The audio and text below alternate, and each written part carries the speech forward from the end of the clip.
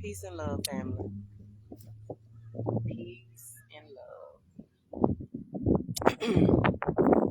I hope y'all having a beautiful, wonderful, blessed, abundant correction.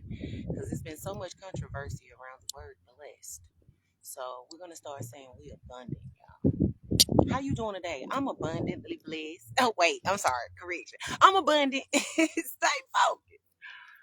I done got so accustomed to saying I'm blessed to the point I am. Don't get it twisted now, because I believe that the word blessed means that me and God work together, and God did it with me. God did it for me. But anyway, that ain't what I got on here to talk about. Y'all, I got some shit I need to get off my chest. And for some apparent reason, I always have messages around school time when school is being lit out. But yeah, y'all, I'm tired.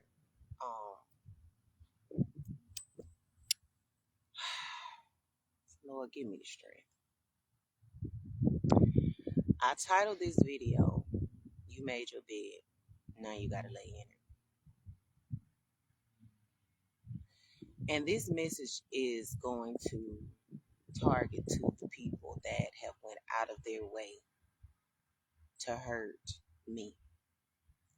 I'm gonna talk about myself this time. I ain't gonna talk around it. I'm not gonna talk.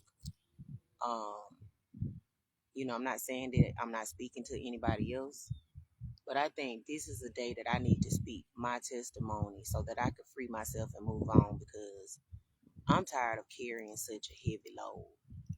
And I have dealt with a lot of suffering through my whole life, ever since I was a kid. People don't believe it, but I make it look good. But trust and believe. A good, I went through a lot of hurtful shit. Starting from me being born, you know, I was unwanted, in the womb. Because, I just was. I can't really give you the answer on that. And then when I was born, me being here brought so much controversy to people that was supposed to love me when God gave me to these people, and they didn't. And so I went my whole life basically not being wanted or accepted by my so-called family. That's where the abandonment started as a child, right? And so, you think that, okay, well, you learn how to cope with stuff. You think, okay, well, if I just pack it down or if I act like it don't exist, it'll go away. If I go on, little ant, if I drink it away, it'll go away. If I smoke it away, it'll go away. If I fight, it'll go away. I found myself trying to find different ways to cope with my pain. And let's be real, none of the shit worked. It might have helped me for a minute, but at the end of the day, I still had to go back and sit down and face reality and accept that the things that happened to me were supposed to happen. And so I grew up in victimhood. I grew up feeling like, woe is me. Everything happening to me, right? Feeling like, damn, my daddy don't want me. I don't even know who the fuck my daddy is. Never had a DNA test. My mama young, and she really don't want me. It shows. Then the families that I grew up around, they didn't want me. You don't belong here. Why are you here? You know? And so I was just like passed around like a little hot potato, you know? And it took me a long time to stop trying to make myself fit in and be loved and accepted by these people, because I found myself trying to win all of these people's approval that was never going to approve of me. A lot of these people didn't like me, but they tolerated me. They put up with me. You know what I mean? And after so long, you get tired of being tolerated. You get tired of being, put up with. I'm just going to deal with you just because of what you can do for me. I felt slaved as a child. I can remember going to my sister and them family house because my mama never, for some apparent reason, wanted to send me with my own folks. So she sent me with people that she knew damn well didn't want me around.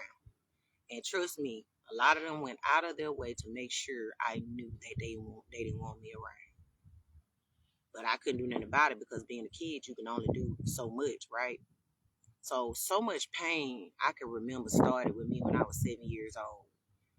From the church, I can remember being in the church not being accepted, you know. And I kept saying to myself, God, why? Where am I going to ever be accepted in life? But really what God was waiting on me to do is start accepting myself within my heart. But the thing is, it's hard to do that when your heart has taken so many hits, so many blows, especially from the people that you loved entirely too damn hard, that didn't even deserve you in the first place. But I basically felt like the sacrificial lamb, the black sheep. I felt crucified my whole damn life, right? And so that's, that to bring me here, where I am in my life now. I've been called everything but the child of God. And so many of you know me as Nunu. Many of you know me as LaKendra. And the new people in my life know me as Seven. And that's how I became Seven, because basically Nunu and LaKendra was basically tainted with so much pain that I didn't even want to even remember them two. you know? Now I see why Muslims change their names. you know? But I learned how to laugh off a lot of my pain and joke a lot. And I guess you can call it dark humor.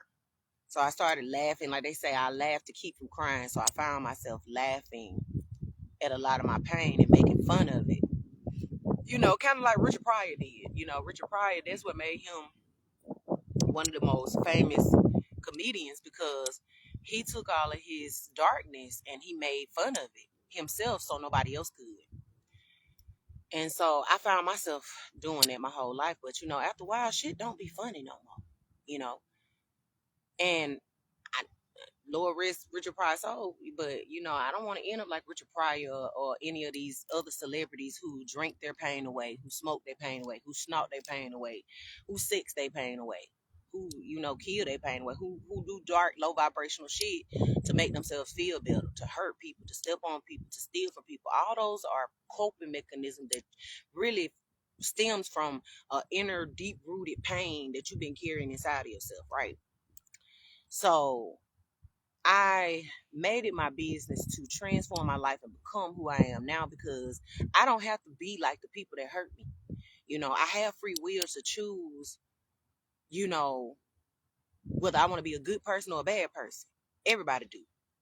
And I truly feel like if you go out of your way and you go out of your door and decide to be evil or a nasty individual, that's because you haven't healed and you choose to be like that. And I've been like that before, right? Trust me, I done been a real nasty individual. My attitude used to be horrible. Hate, baby, I hold a grudge, baby, so long, baby. I told myself I'd take it to the grave. I don't care nothing about it. I'd never forgive you, But little did I know that all of that stuff that I thought I was doing to hurt other people was actually hurting me.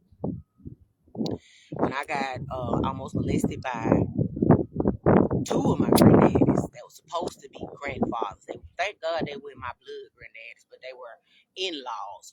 These are people that I was looking up to for guidance and protection and, leadership and strength and security, and not knowing the whole time these men want my body. You thinking they teaching you some stuff, they bay you up till you get old enough so where they could touch your legs and touch your thighs and stuff like that, right? Delivering refreshments across the South. We need something refreshing around here because, baby, the air has been still too damn long. And so that's why I'm doing this video, is to release this still ass energy that I've been holding on to so I can grow, right?